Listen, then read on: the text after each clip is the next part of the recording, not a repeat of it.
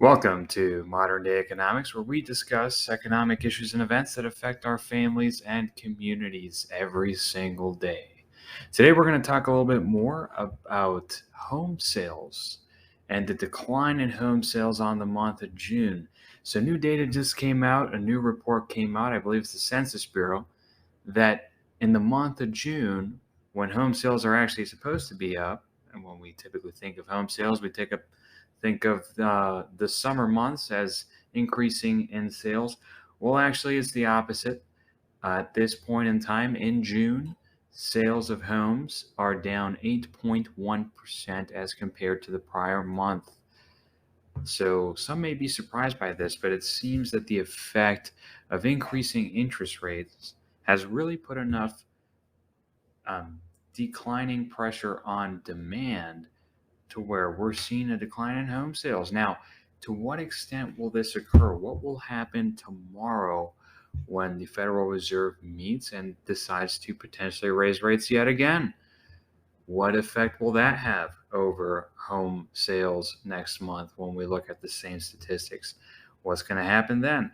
If we keep increasing rates and we keep making it more expensive to purchase a home on a monthly basis, if you're looking simply at the monthly payment, which is what most individuals consider, and they make the decision of purchasing a home, what will happen then? Well, of course, in many cases, that will put a downward pressure on purchasing. That will put a downward pressure on demand, and a lot less people are going to be out there buying homes, or at least they're going to be able to buy a less house. It's interesting to see when looking at the average sales price and the median sales price. The actual median sales price for new houses sold in um, for this past month, the month of June, is just over $400,000, which is interesting to consider because not too long ago, I mean, prior to COVID, I still remember the days where we talked about an average home being about $250,000. That's no longer here, gentlemen. We're talking about an average home. I believe the average is even over $450,000. So add into the mix the fact that interest rates are significantly higher than not too long ago. The median home price and average home price is significantly larger.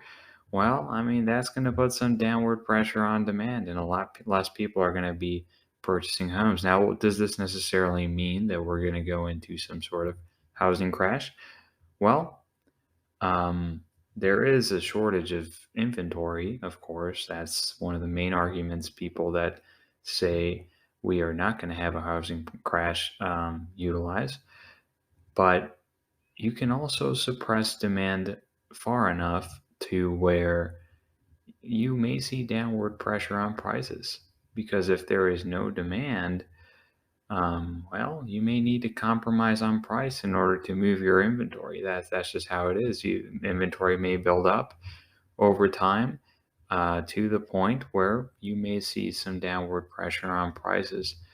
Now, that'll of course all depend on how far of a downward pressure there is, depending on how high interest rates go on the mortgage market and how far the Fed is willing to bring interest rates up, depending on how inflation works out and how they're able to contain it. But more to come. It'll be very interesting to see how, in context, if we have an increase in interest rates tomorrow, if the Fed does decide to increase interest rates.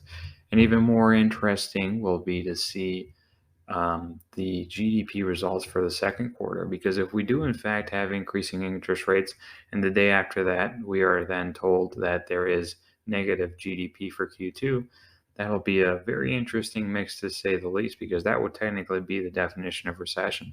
So we would have declining home sales, we would have, theoretically speaking, at least, a recession, and we would have increasing rates, which even put further downward pressure on demand for homes.